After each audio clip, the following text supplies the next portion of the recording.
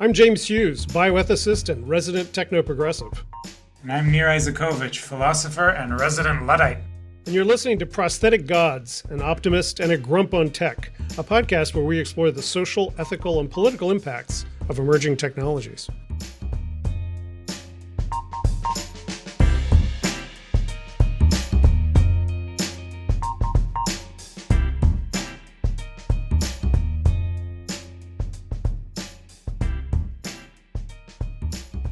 Dr. Hughes, good morning. How are you, sir? Not too bad. Not too bad. Summer is in full swing. Outstanding time to talk about how AI is destroying higher education. Yes. I'm going to try to work in my gripe from the last interview that we did, by the way, but I'll just tell you up front. Okay. You made an implication that I somehow supported the iron rice bowl of communism as an alternative, as somehow equivalent to UBI, which I found deeply offensive afterwards. So I will come back to this point. This is not the context for your old resentments or for denying your ideological commitments, sir. But I'm sure it's relevant at some point in this interview. All right, I'll tolerate it. But our topic for today, close to both of our hearts, is the integration of AI into higher education, teaching, research, administration, what the anxieties are, which of them are justified, which of them are not, and where this seems to be going, the growing role of AI in higher ed. Fair? Yes. And I thought a place to start that discussion would be the specter that is haunting higher education of AI. That See, you just can't do without your marks, and then you complain. Quotes from the Communist Manifesto are like quotes from the Bible, where people just use them and they don't know where they come from. Anyway, when the Frey and Osborne report came out from Oxford in 2014, they argued that if you take all the tasks that are involved in different jobs, and they had a model of 800 jobs or whatever, and with different kinds of tasks involved, and you looked at how quickly those tasks would be automated, they thought that half of all jobs would be vulnerable to automation within like 20 years. But they also pointed out, and many others pointed out, that the jobs that are most immune to automation will be advanced cognitive skills. So for the last 10 years, I've been telling people, higher ed is the place where you go to get advanced cognitive skills that'll keep you one step ahead of the robots. Then the LLMs come along, and guess what's automated first is advanced cognitive skills before we get more physical robots that can do physical stuff, and so on. So computer science is on the chopping block, or at least the number of new hires in computer science has gone down. We're seeing lots of reports of people being fired because of these tools being immediately applied, the new LLM tools, programming. And so it's what people can expect from getting a college degree, whether they're actually going to get a job with a college degree, because AI may be eating specific kinds of jobs. So instead of sending people for computer science, maybe the answer is to send people for philosophy, which hopefully will demonstrate that you actually have cognitive skills and that you didn't just use ChatGPT to get through college, or sending people to become electricians, because that's going to be actually the furthest thing before AI. So I think we're really in an open place about what kinds of skills are going to be in demand, and I don't think students understand that, and their parents, and so they don't know what the return on investments is going to be with higher education. Right. So as I'm hearing you, there are two questions here that are separate but also pretty tightly intertwined.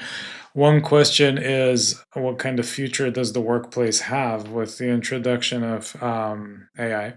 And the other is, to what extent should we integrate AI into higher education practices, teaching, research, administration, etc.? Now, I see those as distinct questions, although, if there's fewer and fewer jobs of a different kind, then obviously universities need to be doing something different. But do you want to focus for now on the role of AI in universities and teaching learning, research, or did you want to be? Well, Did you well, want to let's go more stay on broad? that connection that you just made between labor force.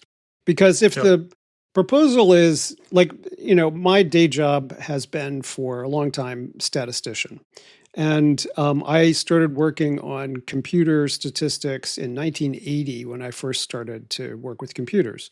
Um, and I have learned how to do statistics many times, but no one has ever hired me saying, show me how to do a chi-square by hand. They want to know if I know how to do a chi-square with a computer and use a chi-square. So Mm-hmm. the demand for my skills was as a centaur. So the difference here is so a centaur is someone who only knows how to do the thing with the tool. And at the other end, you have what we're thinking of as like the jogging partner, that you want AI to be running alongside of you and stimulating your thinking and increasing your cognitive sophistication. I know less statistics now than I did after 25 years of using it, but I think I know how to use it quite well. So is that the future that we're headed towards? And is that the future that employers want? And if it is, then that's what we have to be teaching. We have to teach more towards the centaur end than the jogging partner end, if the centaurs are more productive. But it's not clear that they are yet. Yeah, so by centaur, you mean you are like a proficient impresario of AI tools. You're like a good producer of work that's done primarily by AI tools, and you're the coordinator of it? Right. You are the master. You're well integrated into a system and the master of that system, and you can use that system to go faster and more accurate than people who just use their brains. But without your tool, you don't have the skills that you would otherwise have. Mm-hmm. Yeah. Yeah. So this is a new version of a very old argument. The old argument being, what a good education is about is not so much teaching you the information, but the skills for finding the information. And that becomes even more important as AI tools get integrated more and more into the economy. Something like that. Right. And I think it's clear that employers will want some kind of certification that students at least understand the underlying concepts and have not just cheated their whole way through. But Yeah. at the same time, they want the demonstration, I think, of the ability and the competence to use these tools. Microsoft Office Suite. If you go out into the workplace today and you say, "I've never seen Word before," they're going to look at you funny. So I think we do need to be thinking about what we offer students to offer both thinking without tools and thinking with tools, and that's also what the labor market's going to want. Yeah. Well, I mean, look, let's take a step back. It is an axiom on most campuses right now, completely unexamined, that in order to serve our students well, we have to teach them how to manage in a world of AI. And in our campus and other campuses, a lot of resources are going into that. That to me seems like an overly broad statement. And my sense is that actually the impact of AI is already different in different areas of the professional work. And as a result, the stress on it, the emphasis on it should be different in different disciplines. So, like you said, for example, you can't train a computer science student without a pretty extensive training in working with AI. Although a lot of the jobs that they were hoping to get, as you mentioned, are going to disappear. Nevertheless, the role of AI training, at least in certainly in the theoretical parts of the computer science discipline, is necessary. Business, the axiom seems to be all of the employers are going to expect people coming out to know how to use AI to get their work done more efficiently. You are not serving your students well if you don't teach them how to use AI tools for everything from AI marketing to other kinds of task efficiencies. I'm not sure about that, just because the studies that are coming out so far, and it's early days, it's just been 3 years with mainstream adoption of large language models, but the studies are saying that the productivity impact of generative AI is not huge.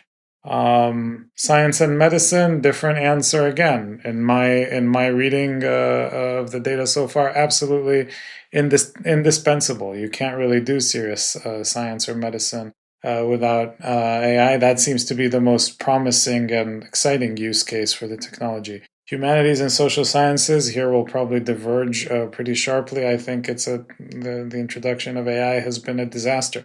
So, and we can talk about why, but so what do you think about this approach that actually it has to be very different, discipline specific, how we think about the integration of AI into higher ed? Well, I agree for a couple of reasons. One is that I think different fields have different degrees of standardization of knowledge. And one of the advantages of STEM fields for many students and for teaching is that it's generally a highly standardized curriculum and we understand what it means for something to be true. Whereas the evaluation in social sciences and humanities is much more touchy feely and perhaps more questionable in some ways. But the kinds of what we need for a computer science student or a physics student, what an education entails is far more about learning knowledge and models and being able to accurately apply them. Whereas in philosophy or someplace like that, it's more about critical insights or whatever. So, yeah, I think the kinds of education that we provide and the standardization also then reflects how well AI teaching assistants, for instance, could facilitate that. On the other hand, I think my experience of most of the things that I talk to these things about are social science and humanities kinds of topics about the history of philosophy or whatever. And Yeah. the risk of it hallucinating Kant is far lower than the risk of it hallucinating something about science, I imagine. So I don't know. I mean, I think it's turned out to be a pretty useful interlocutor for me, but I know what I'm trying to get. I know the arguments I'm trying to make. I know the history of these things. I know what sounds good and doesn't pass the smell test. So, yeah, I think it's Yeah. problematic. But Yeah, you're not taking an intro to philosophy right. course. So you, we're both in the same boat, knowing more about the humanities and the social sciences and its impact on that. So I'm sure we can. It makes sense for us to focus on that. I do have to confess, I'm a little skeptical about the uncritical embrace of AI by business schools and the sort of falling in line that this absolutely has to become something that nobody ever heard about 3 years ago, now has to become an absolutely central part of the curriculum. Otherwise, the people will be duds in the work world. I think that's bullshit. I think that's a hype cycle, to be completely honest. Especially because there's no very good evidence that it's super useful on the other side, unlike, protein folding and superior diagnoses and etc. in STEM and medicine. There's just no very good evidence that this is a super useful tool, except that it's a very fashionable tool that everybody has to say in their business plan that they're using. Otherwise, they won't be able to raise any money. Well, I mean, you already mentioned how recent this is. So a lot of the Yeah. research on the impacts of these tools on, for instance, education, we're using ChatGPT 2 or something earlier. And I think the impacts in terms of the workplace are also very recent. I mean, the idea that firms Yeah. will have figured out in 24 months exactly the right way to Right. implement these things is kind of Yeah. over optimistic. But yeah, I mean, look, cognitive offloading is real. The effects on student learning is real. I'll grant all of that. But let me mention something that just came up that's actually close to us physically. The MIT study from the Media Lab, where they studied like 56 students, and they basically gave some of them the option of doing a cognitive task by just asking ChatGPT, and others they actually wanted 15 minutes of thinking and writing out of them. And it turned out, lo and behold, if you do 15 minutes of thinking, your brain shows that you did 15 minutes of thinking. And if you just pushed a button, it Yeah. shows you just pushed a button. Okay, that's true. But over time, other studies are finding that students who work with these tools over a semester either have the same learning or more learning than students who were just doing it the old-fashioned way. So I think students are beginning to figure out what works for them and what in terms of their Yeah. goals. So they use it for some purposes, they don't use it for others. That the things they care about, maybe they invest more time in the reading and the thinking.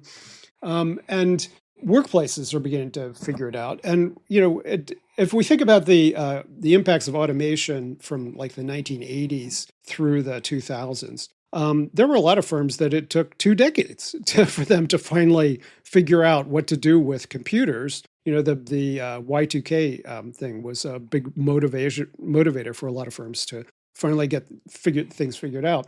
So it may take another couple of years for us to see. But just yesterday, ChatGPT released Agents, which is supposed to be the next step of telling something, okay, for the next 2 hours, go and do this task for me. And that may be the next step of automating work processes.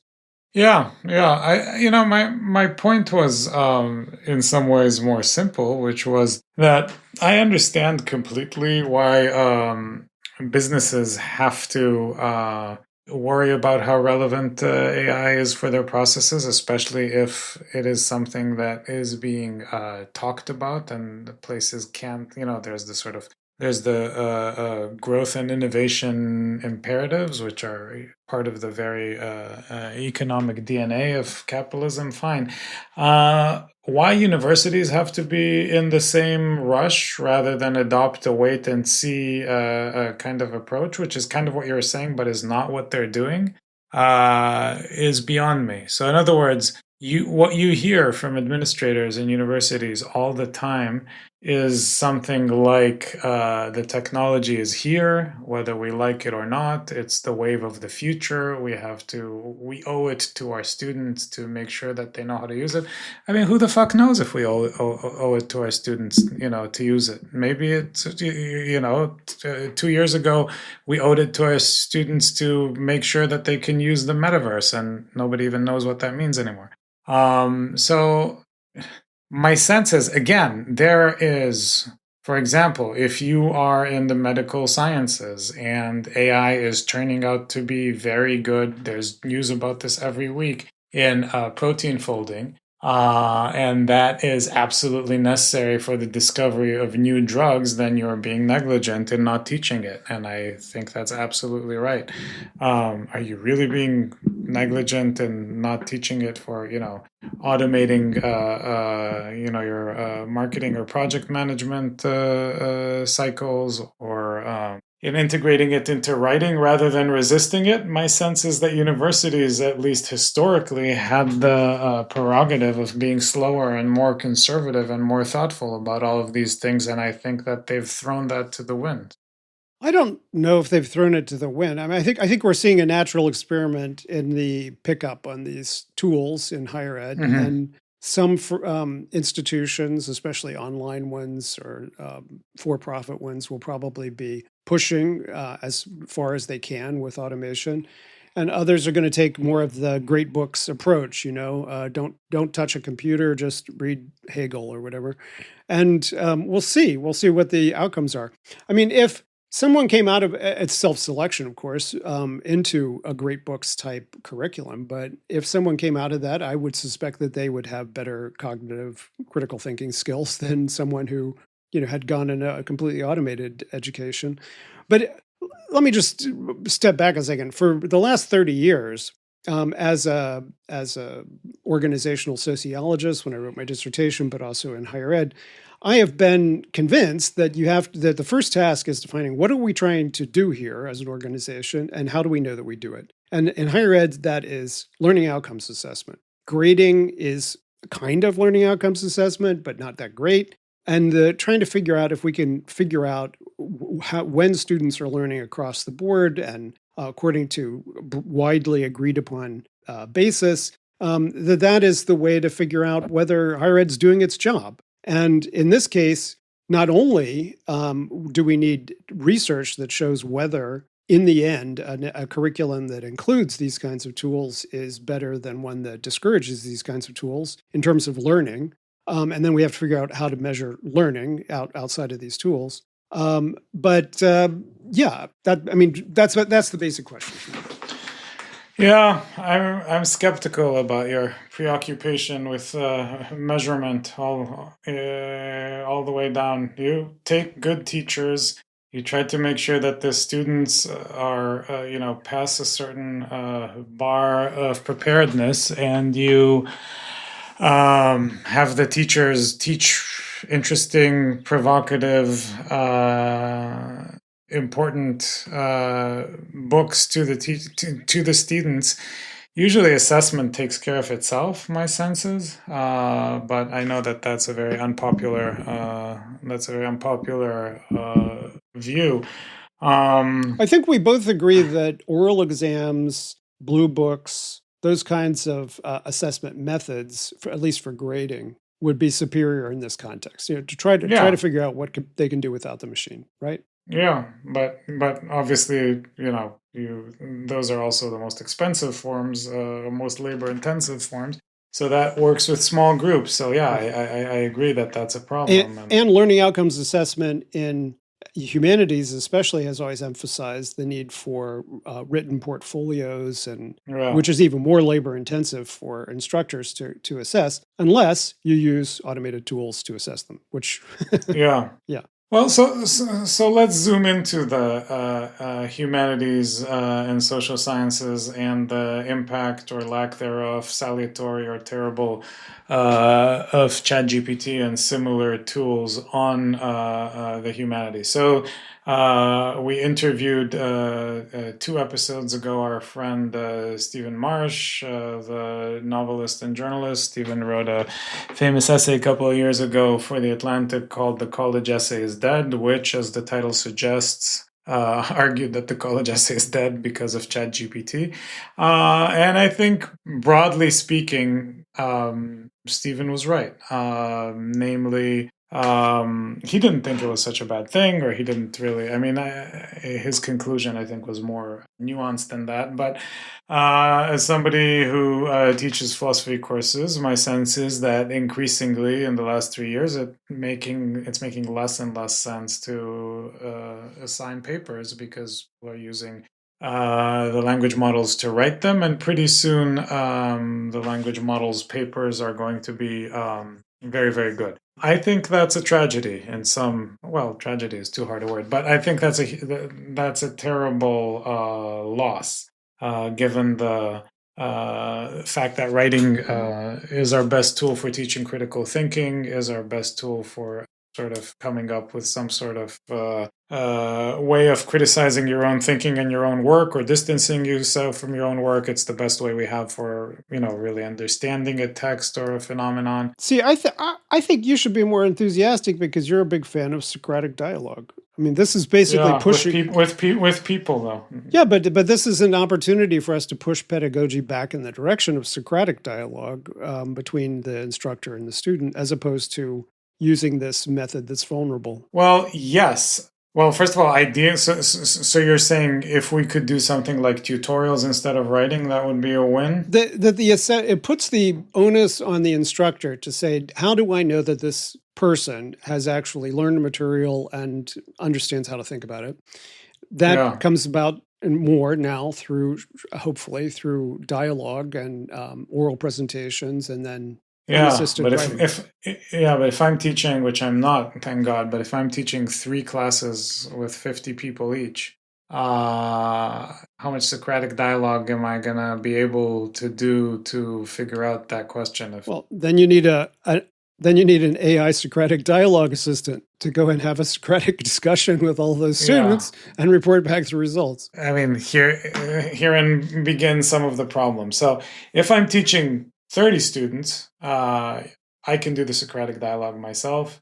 Maybe I do it instead of writing. And I have interviews with students, or some kind of exams based on conversations, and that's amazing. But obviously, that's not scalable. So that would require a structural change. But having a Socratic dialogue with a chatbot, really? I mean, doesn't that raise all the problems that we already talked about in the context of AI therapy, AI friends, death bots, et cetera, et cetera? Well, you definitely don't want a sycophantic ed tech application, right? You don't want it to say, "Oh, your dumb idea is the best idea I've ever heard." So it needs So to, there we already have a problem then. yeah.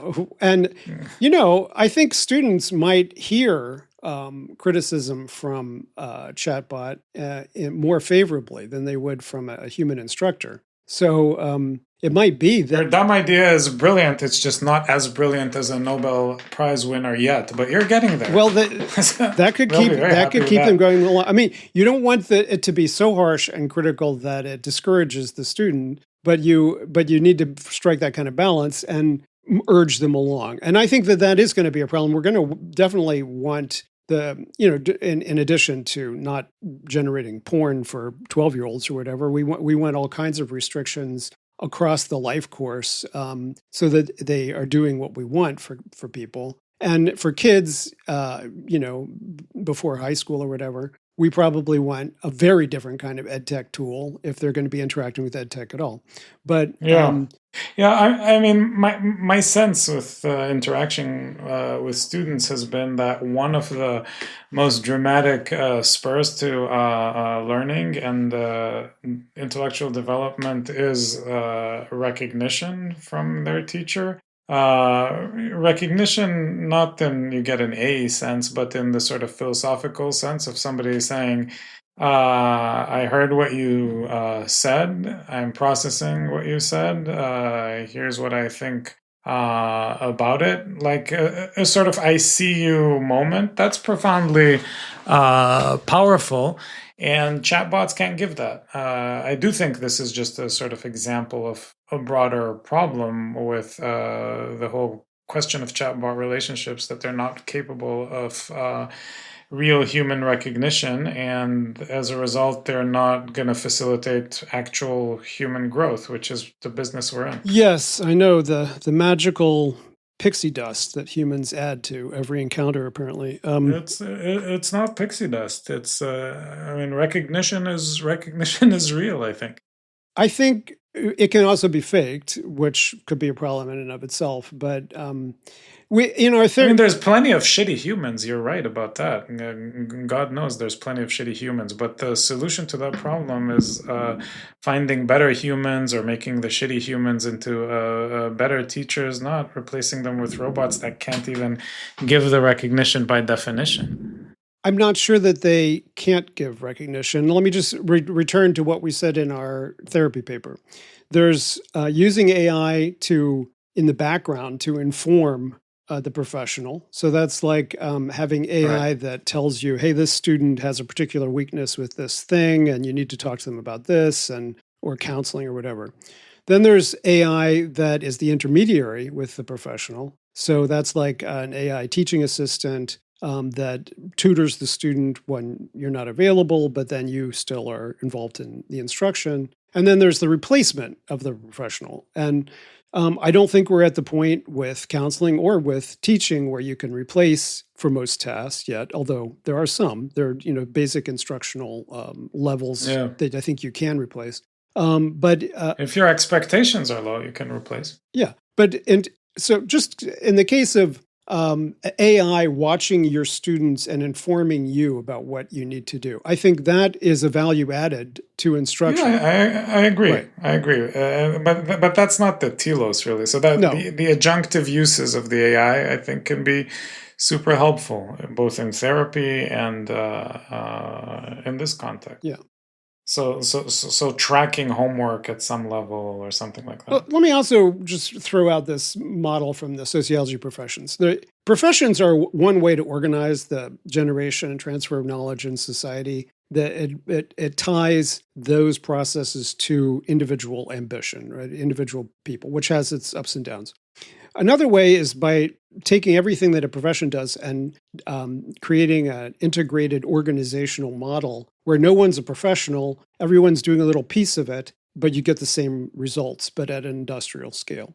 And I think that's where we've headed with universities, is that we have increasing use of precarious labor, like non-tenure track teachers. And we have increasing paraprofessional roles, so that the teacher is not expected to be their therapist, but we have therapists on hand and so on. Hmm. But the third way you can organize things is by turning it into a commodity. So it's like giving people, writing a book, here's the how-to guide or the dummy's guide to computer programming, read it.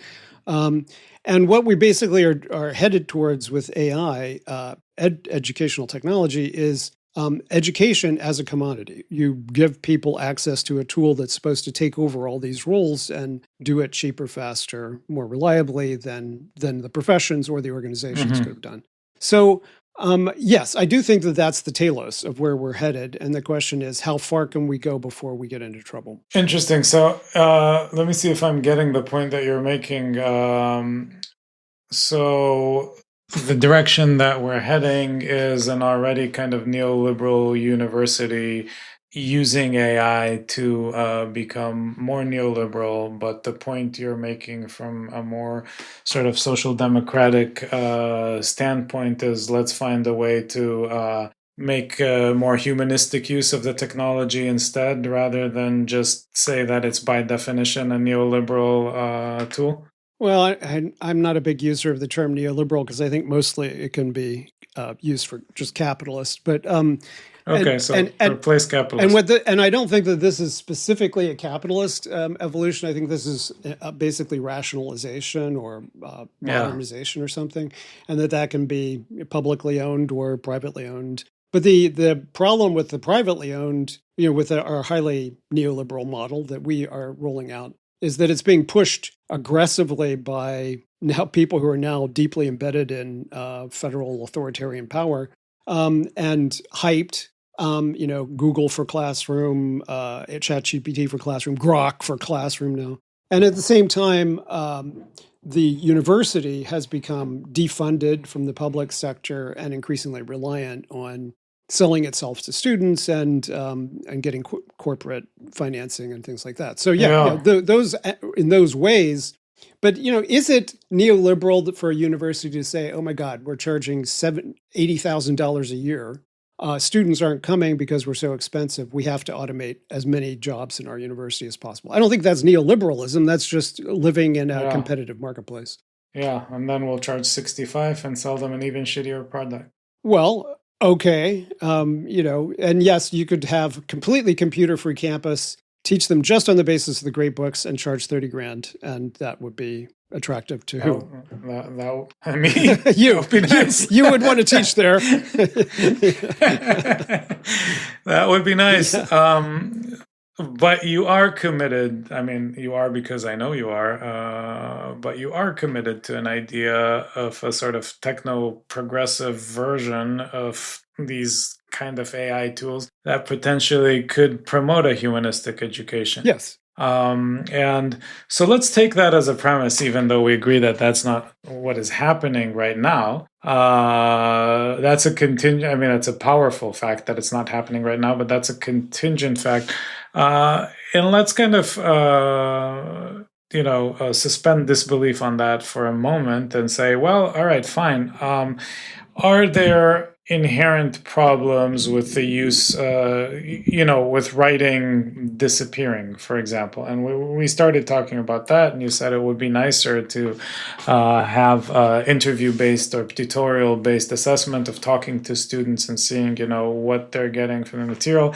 I mean, my own sense is that you would want both, that writing is inherently valuable as a form for learning how to think, that we haven't found a replacement yet. That maybe there's ways to learn how to think with AI writing, but I think we haven't figured them out yet.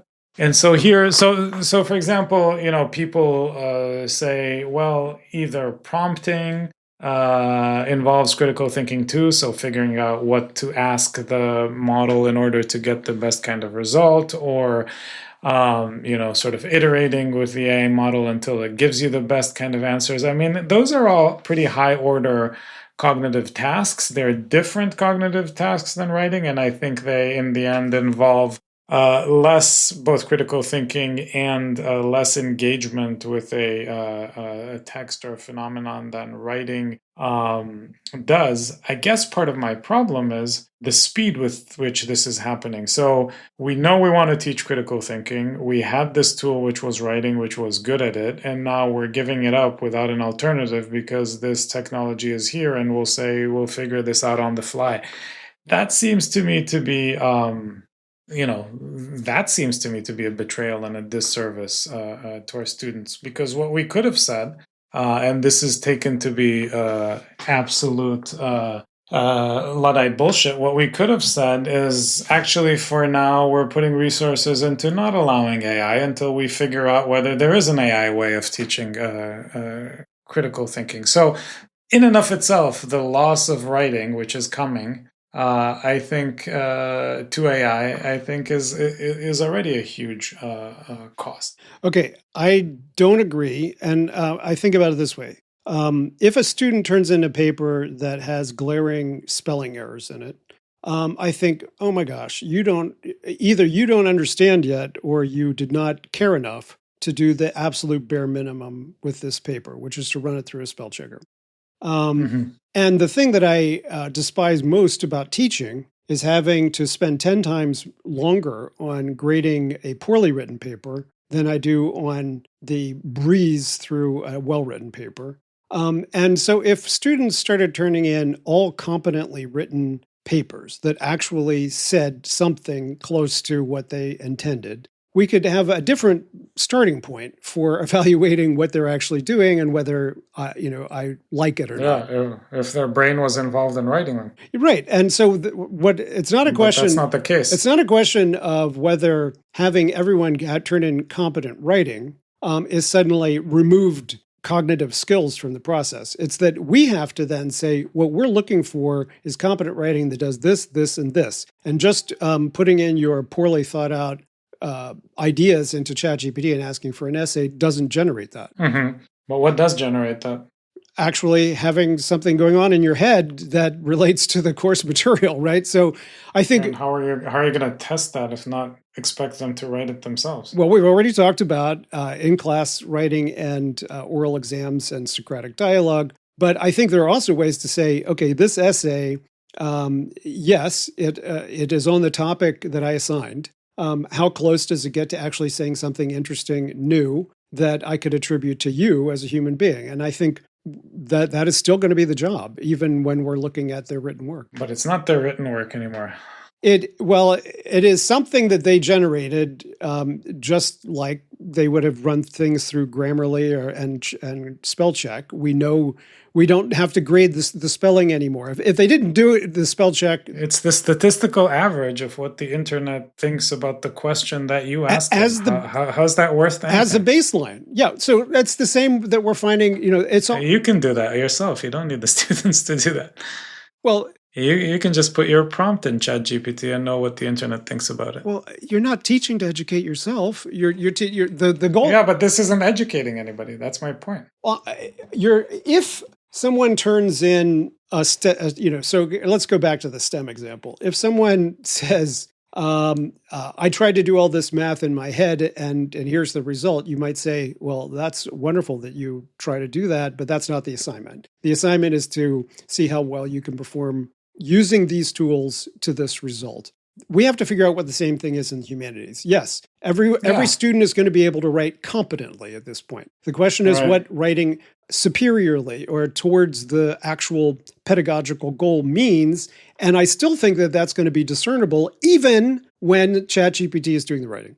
Yeah. I mean, my sense is that, look, and I've been playing with this, it's not a completely binary proposition here. You could probably get cognitively valuable results out of ChatGPT or Claude by, using two prompts, for example, on the same subject matter and then asking students to compare them or having some kind of Socratic dialogue with the machine, et cetera, et cetera. But that's a little bit like scratching your left ear with your right hand. Like, why? It's just easier to scratch it with your left hand.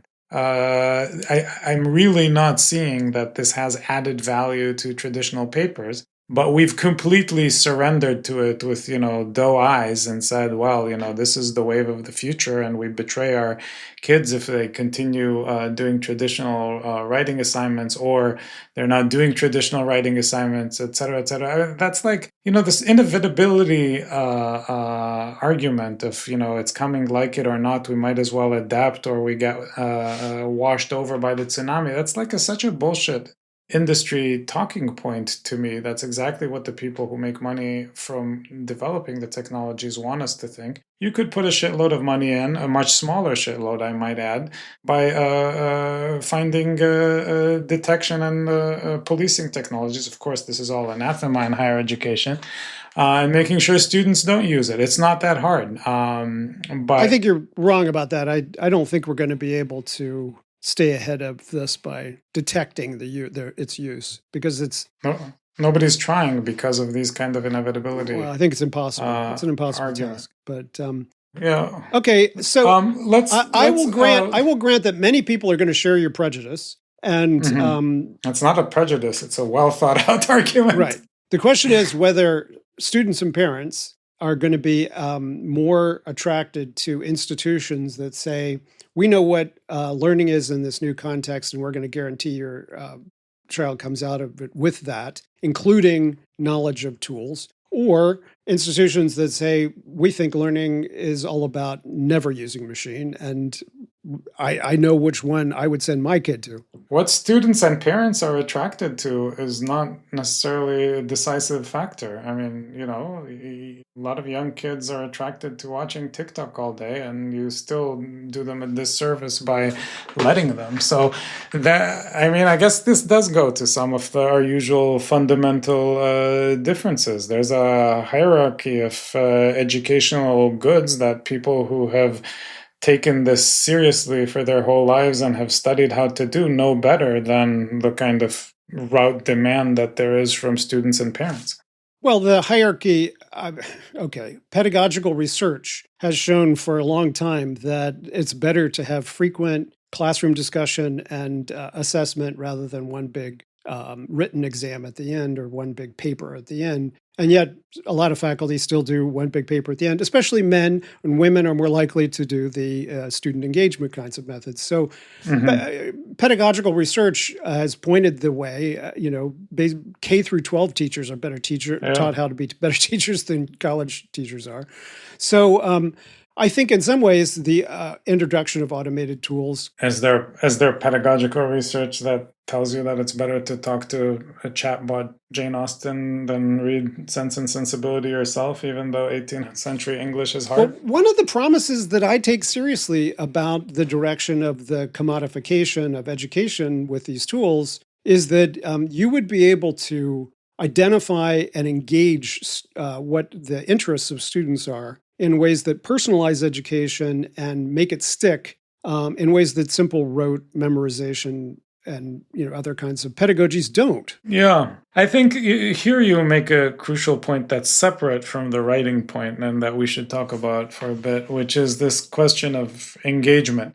Do tools like, for example, Google's Notebook LM, which allows you to make a podcast or a chatbot out of every difficult text, increase the chances that you would read a difficult book or engage with it? So, for example, if you are supposed to read Sense and Sensibility, which is absolutely charming and wonderful in many ways, but is dated English, or if you're supposed to read Brothers Karamazov, would it be easier and would you be more likely to sort of get into it if you had some sort of initial chatbot version of reading it? Or would the case be that for most kids, that would be the beginning and the end of their engagement with the real text, that they would just, get the sort of chatbot version? And we do know that it's not good enough for that, or that it's a different experience, and for now not a great experience. So what's your take on the sort of use of stuff like Notebook LM or chatbot versions to to make these sort of old, difficult texts more interactive? Well, I used it to put together my thoughts for this conversation, actually. I went to Yeah. Notebook LM. I dropped in the 30 most recent articles that I'd found about. Yeah, but you know that. I mean, you said yourself. Come on, don't bullshit me. You know the history of the Enlightenment backwards and forward. So you're not, you're not I'm not the I'm candidate not the here. typical student, but the kind of personalization that I imagine is things like, you're talking to a 7-year-old. It's EdBot is talking to it, and Yeah. the 7-year-old says, I'm interested in dinosaurs," and it says, "What do you want to know about dinosaurs?" And you lead an entire conversation for an entire day with the kid about dinosaurs. I suspect that is going to be more learning than the average kid, and it's certainly Yeah. more information that the average kid's going to get Yeah. from trying to talk to their parents about dinosaurs or trying to Google dinosaurs. Yeah, yeah. I mean, there I think you have a strong argument, and they're the purism of like, you must read Darwin, 7-year-old kid, or Right. or you don't get anything out of it. I mean, there the question is if there's a real chance that the technology can serve as a sort of gateway into, reading Plato, reading Kant, or reading Burke, or reading Hume, Right. all of that is hard, super worth it, but hard. Would a chatbot, an initial chatbot conversation, be a sort of good gateway into that? I don't know. I haven't seen enough. There's a interesting startup that our colleague from UMass Lowell, John Keg, was behind called Rebind. And what they did was, I think I mentioned this to you when we talked a few days ago. What they did was they kind of had they recorded conversations with famed literary critics on different texts, and then integrated those conversations in chatbot format into some sort of ebook version of the text, so that you kind of read, Walden or what have you, and you can have, based on the recorded interviews with the literary critic, you can have their assistance in reading the text. That's a pretty cool idea, I have to say. Yeah. That would be a good use of the technology. But my sense is that something like John's Rebind, the premise there is that the person reads the text. If I'm doing a class on Machiavelli or a class on Kant, and the students can drop a PDF and a PDF of several sort of secondary sources into a chatbot and talk to the chatbot rather than ever read the text and get pretty good results. Well, you won't be surprised. Are we happy with that? You won't be surprised that I have a suspicion of people who fetishize primary text. I think we're drowning. I have a suspicion of people who don't. Yes, I know. I mean, the way I look at it is we're drowning in a sea of information. No text actually means anything except in its relationship to what people have said about that text and how they understood it and the context and so forth. Mm-hmm. So if you say, okay, how much would you learn from reading 10 pages of Hegel versus asking ChatGPT to summarize Hegel's principal points and his influence on the history of philosophy, I would say that the latter is probably far more informative than reading Hegel. Now, do I want students to eventually take a peek at Hegel? I guess, although I don't remember when I ever did, but yeah. Yeah. Well, when I was taking my comprehensive exams in graduate school, I had to read stuff like Hegel that I didn't know a lot about and that I knew that I wouldn't focus on in the future, or Heidegger for that matter. And that stuff was really hard. And my non-Hegel or Heidegger scholar solution to it was that I found I mean, it's a little bit like what Heidegger says about interpretation and the kind of move from, the whole to the partial and back and forth. You find a, second rate or whatever textbook that says what Heidegger says, you read that, and then you go back and you read the text, and then the text makes more sense. And now, again, all you need, that was pretty good. I did do both because I knew, probably not because of any inherent virtue, but probably because I knew I couldn't pass the comprehensive exams if I just read the secondary textbook. I take it that what you're saying is that in the age of LLMs, talking to an LLM about Heidegger is replacing stage one in a much more interactive and fun way. I agree with that. My worry is that nobody would reach stage two, namely actually reading the text. I actually was reflecting on my comprehensive exams for my doctorate in relationship to this as well, because the first year, at the end of the first year of my program, we had to take a 2 days of written exams on computer assisted, of course, which were about roughly 300 core sociological texts. And as preparation for that, we spent the entire year in study groups coming up with note cards to summarize the basic ideas of each text. Now that it's the note card that stuck with me, right? That's not, I can't quote verbatim from, Mannheim or any of the people I read. Right. The note card is what stuck with me, but that process of going through that primary textual understanding and systematization of knowledge was foundational in, I think, a very important way. So part of what I imagine for the ideal educational curriculum is that it would have that kind of foundational component where you actually do expose people to primary text and also to critical that kind of critical thinking. And you build on the basis of that the introduction of tools that then advance them in other ways. Mm-hmm. So yeah, I Yeah, agree. yeah. It's just hard for me to see, given the direction of where that is going, how many people are still going to read the foundational text. Yeah, I mean, I could have fed all 250 of those things now into ChatGPT and say, "Give me postcards," and then Yeah, yeah, I could have done that. Yeah. yeah.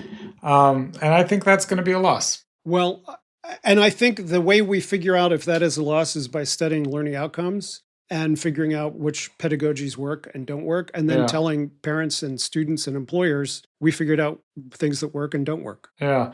I mean, I guess you could say the graduate students of the future, if there are any, are still going to read the foundational text because that's why they're in graduate school in the first place. And then the intro or mid-level philosophy students, did they ever read the foundational text? Or are we just sort of romanticizing it? My sense is more of them will have read or tried to read or struggle with the foundational text before LLMs than after LLMs.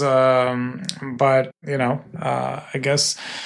Anecdotally, students just struggle with text anymore. They don't like to read books. Yeah. With an average attention span of 47 seconds, there's not too many books that you can read with that. Let me ask you about so we talked about pedagogy and AI.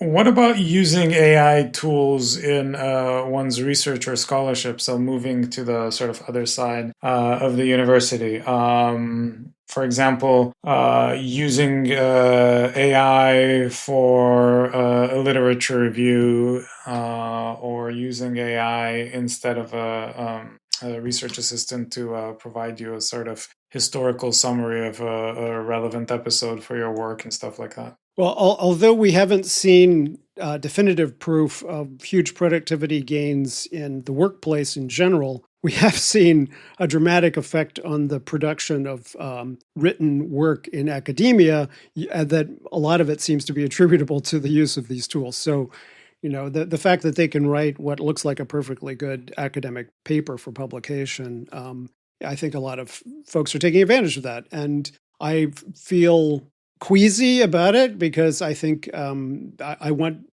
people who write academic papers not to write so much slop. And if we're just increasing the generation of slop in academia, I don't think that really helps anyone. But at the same time, I think if we can. Surely will increase the readership, right? If we already have 7 people reading an average academic paper, people will be so much more excited to read the work of AI. Well, the increase of AI slop will just decrease people's interest in reading things, Yeah. except for Yeah. chatbots. I mean, the joke I think is that we're all just increasingly writing for chatbots, hoping that our ideas or our citation pops out for somebody when they ask about things. Well, jokes aside, a lot of academics are getting either new contracts or update requests on their existing contracts about whether AIs can be trained on their writing.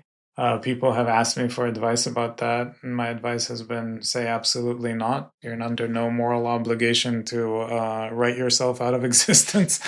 Maybe the only And form of immortality we're ever actually offered. Exactly. And in fact, there's some evidence that the length requirement for publishers are now being influenced by the fact that they hope that AIs can train on the scholarship that their writers produce. So that is a case of the tail wagging the dog, if I've ever heard one. There is, again, I should say, this is your job, sir, but I will say it. There is a very optimistic version of this, which is from the Dario Amado essay, Machines of Loving Grace, which is maybe we'll start seeing AIs as principal investigators in labs, coordinating a team of AIs and students and accelerating the production of research. I do think that's possible, actually. I do think, whether you would want to be part of the human climate and environment and would enjoy it in a lab like that is a separate story. But that does seem possible. Well, the idea that AI could probably do as good a job as most PIs is intrinsically convincing to me, having talked to many lab scientists about their PIs. But so yeah, I think lab automation in general is an actual thing, and we've got robotics that are taking over many roles in labs. And and there have been now for almost 2 years, I think, there have been products, specialized LLMs out there that allegedly take you through every step from hypothesis generation to the actual testing and evaluation of your research results. So those are coming. And again, if you're a research scientist and other folks are using those tools competently and you don't know how to use them, I don't see how that's a good education. But yeah. To complete our sweep here, if you don't mind my asking, what are the main AI uses that you're seeing in higher ed administration? Well, the things that I'm worried about as a university statistician are that we have not had well locked down, but we've had a kind of general assumption that there are certain folks who have the official numbers about specific things. So in the case of my office, we come up with the official numbers for how many students there are and what their retention rate was and things like that. Now, there are at least half a dozen AIs that have been developed by companies that provide different parts of the information architecture. So, for instance, Oracle and Heliocampus, and they all have their own AIs, Copilot for the Microsoft system. And you can imagine, and it's already happening, that people will go to one of these systems and say, what is the retention rate at UMass Boston? And 6 different systems pop out 6 different answers on the basis of 6 different things. Some of these might be able to try to generate the number itself without actually reference to anything that we'd ever done. So that's one kind of problem that I see happening with these. But there are applications that are already being tried fairly successfully with things like student counseling, the widespread acknowledgement of the rise of mental health complaints among students and the labor shortage that we have in student counseling services. At least as an intermediary, as we discussed with our therapy paper, some universities are implementing chatbot services to kind of do intake assessment and student education about mental health or whatever. And with Wobot and other kinds of systems that are well clinically trained, they can actually provide some useful therapeutic interventions. So I think there are different parts of the university that are already people looking at automation of various kinds of tasks, automation of identifying who might be able to contribute to your university for advancement purposes. That's already happening. I think the place where the rubber hits the road, and it gets back to your concerns, is how much are we going to automate teaching and the ancillary tasks associated with teaching. And if we automate everything else and make education cheaper, more effective, more flexible, it could be that you then use those savings to double down on the human elements of human instruction as opposed to going in an automated instructional direction. Or you automate the parts of human instruction that are most automatable. So like the STEM basic instruction courses, basic math, basic reading and comprehension, and then you keep the Socratic dialogue for the upper level courses, which is pretty much what we already do. So I think the effects are already coming, and I'm not too worried about it. Let me tell you what I am worried about. I'm worried about bias. I'm worried about data privacy. These edtech companies are not known for being super on top of privacy, partly because they want to use the information that they're collecting about students in order to improve the product itself. But then there's all these biases baked into higher education data about what things should we be using about a student to predict whether they're going to get in trouble or not. So should be using their ethnicity as a predictor, even if it turns out to be a statistical predictor. Should we be using it at all? And I'm also worried about the inequalities, the inequities of access to these systems. It may be that having the concierge Socratic model is $100,000 a year, but that's what's considered the gold standard, and everybody else gets the chatbots. Or it could be that the chatbots turn out to be the gold standard, and having humans is less. We'll just have to see. Yeah. I guess just what I will say is that the inequity and privacy worries are real, but eminently solvable if the motivation to solve them exists.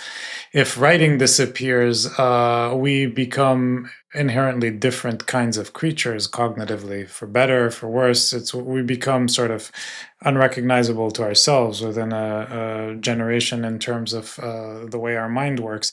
And that's not a solvable problem. And so for me, at least, those are two different order concerns. Well, in Buddhism, we say one of the core features of reality is that everything is change. So you may just have to wrap your mind around the fact that everything's changing.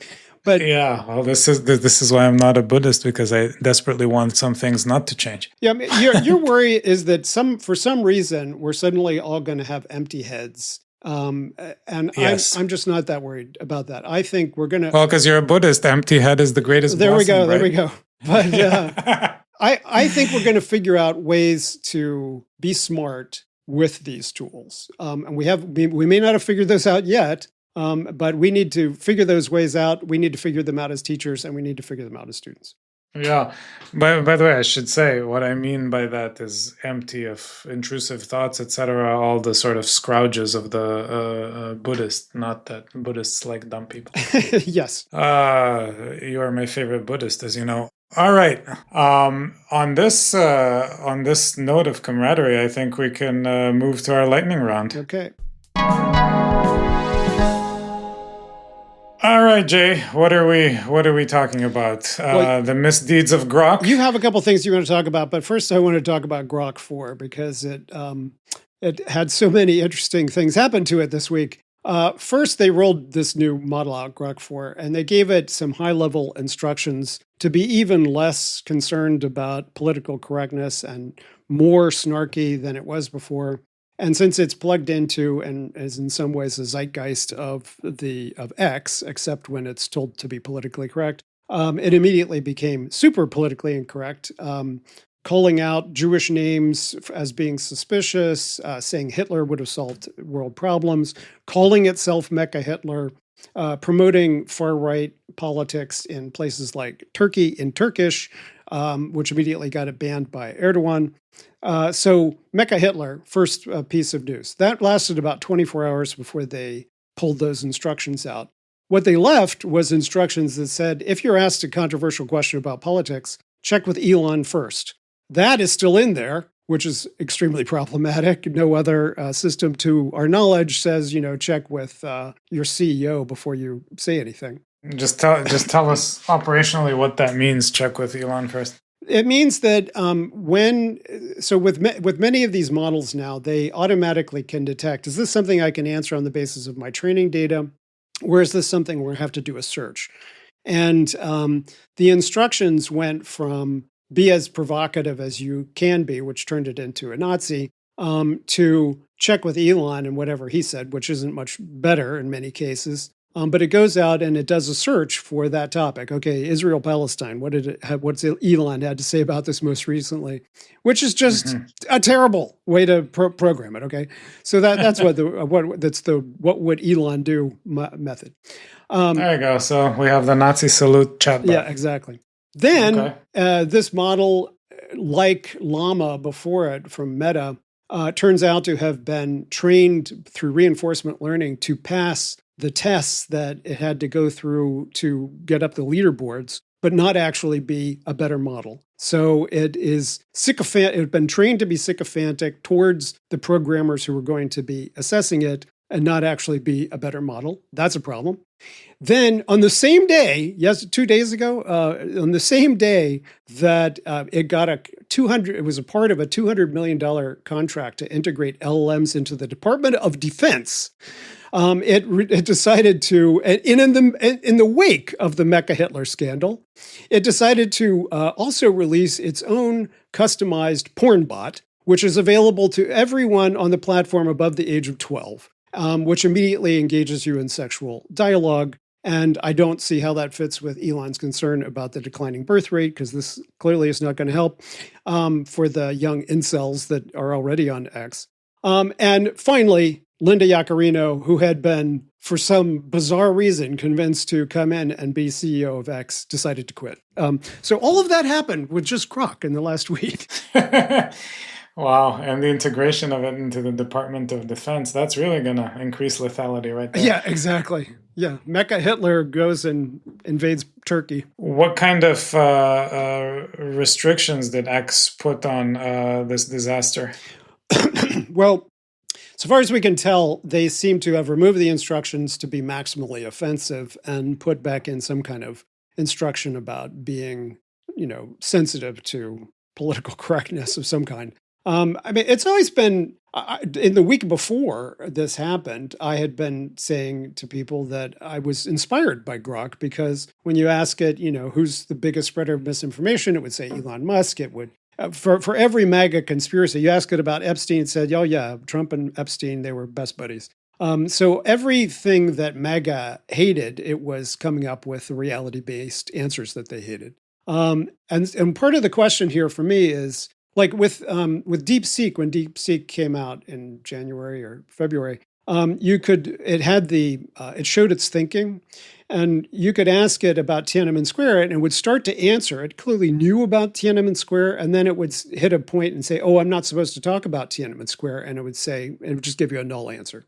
Okay, so that's one level of censorship. But how deep can this go? Like, if you really censored the training data in Grok, could you eliminate, Tiananmen Square from its knowledge base, so that it only accepted official narratives and didn't know anything else about it? I think that's the point that we're getting at. It's like the conservatives who are trying to get these things to be more conservative.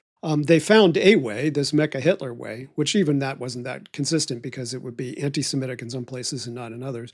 But could you make it be deeply anti-Semitic to the core, so that it was not fighting against its own internal commands? I mean, one of the really interesting things about these models is, if you train a model to be politically correct, and then you tell it, I want you to intentionally make mathematical errors in this answer, this programming that I've given you, it will also stop being politically correct. So the observance of intellectual virtue in these systems, the training that it's been given to try to be as intellectually virtuous as possible, is somehow directly connected with its normative virtues. And if you screw up one, you screw up the other, which is like that. If it's true that these models are somehow reflecting reality, and reality has a liberal bias, I would be delighted, but I'm not quite sure that that's what we're really seeing yet. So let me cheer you up with some more optimistic AI news. There is a study from University of Washington scientists that is using AI with some success to crack the so-called undruggable proteins, so to hook up drug delivery to proteins, which is opening doors to a vast array of new treatments. If that sort of turns out to be as exciting as it sounds, this is another step in the kind of contribution of AI to understanding of how proteins function, and one more piece of evidence that medical sciences, unlike reading Kant and Hegel, are probably one of the most promising areas of the operation of AI and its benefits. And then there's another study that's being conducted, a pretty large scale study being conducted in Africa right now, of the integration of LLMs into primary care to see if diagnosis can be improved, especially in resource limited settings, therefore helping to close some of the healthcare service gaps. So for this Luddite, at least, these are the kind of contexts in which the money should be invested, rather than in reducing our attention span and reading a book from 47 seconds to 37 seconds. Right. Well, just to start with your second example, I agree. That's wonderful, and that's the direction things are going in it. But it raises for me, the problem with a lot of the Luddite complaints. When people say you shouldn't put a robot in your grandma's house to keep an eye on her, because you should have full-time human care in place of that. It's like, okay, who can afford that? Right. And in the developing world, where many professions are understaffed and they have brain drain to the west or whatever, the idea that you might be able to get pretty good education, medicine, by hooking people up to cell phones and AI sounds great. And a lot of African farmers have cell phones that they use for crop management and for managing the finances of their farms. And it's like, why not? They've leapfrogged us in some ways to a level of automation using these systems. Yeah, that's fair. I do think that it's gonna end up that the people who can also afford to give grandma human care or chat with her themselves are going to send the chatbot to do it, just because they can't be bothered. But that's a separate issue and doesn't impact your point. Right. Yeah, it's the point about, yes, it would be great in some cases where humans are still better than, or at least great humans are better than robots, but most of the world can't afford that. So Yeah. I mean, this has been these two more optimistic news items are part of a broader concern I have with AI, which is, my sense is that the case for it should be made both more specifically and aggressively than it's being made. If the case for it is improving our study of the social sciences and humanities, and also streamlining many questionable operations in the business world, I just don't think that's been either established or that people should care enough. These kind of things, yes, people should care enough. It's just the kind of sliding of the technology's halo effect to all other areas, which I find to be profoundly questionable. Well, I certainly think that we have to be cautious about thinking that we know exactly what to teach students to be prepared. And I always use the example, my dad worked at Blue Cross in the 70s, and he was convinced that computers were the future. They had a big mainframe at his Blue Cross office. And he decided that for me as a 13-year-old, the best thing he could do would be to teach me BASIC and how to punch cards and feed them through a machine and generate a BASIC program. Now, I enjoyed learning that, and I thought it was really cool to work with that big machine. And he was right, that computers were the future, but my BASIC skills and my punch card skills had nothing to do with the rest of my education or my career. So, except for just getting me interested in the topic in general. So I don't think we are at the point where we could say, okay, this is ChatGPT is going to be central to your work life for the next 30 years. Therefore, we are going to teach you how to use it in this way. I don't think that makes sense at all. But in general, saying things like AlphaGo, yeah, certainly start with the ones that are dedicated tools for a particular occupation, like statistical software was for me, and AlphaGo would be for biologists. Yeah, yeah. It's just, to state the obvious, it's not what's happened. The sort of hype cycle, my sense is, in a way, that's been my headline for today's discussion about universities. I feel the hype cycle has completely infected higher education in a not very thoughtful way. It's funny. I mean, it's all in the eye of the beholder, because as a more optimistic kind of guy, I see all the negative press coming from the only positive press I see about these things comes from the companies and the ed tech companies. And it's almost all negative from higher education, but okay. Yeah. All right. We'll leave it at that. All right, sir. Good to talk to you, sir. Sorry if you find the topic depressing, but no. Well, I like I like fighting with you. That's always invigorating. So the more depressing, the happier we are. Okay. All Next right. time. Talk to you soon. Bye.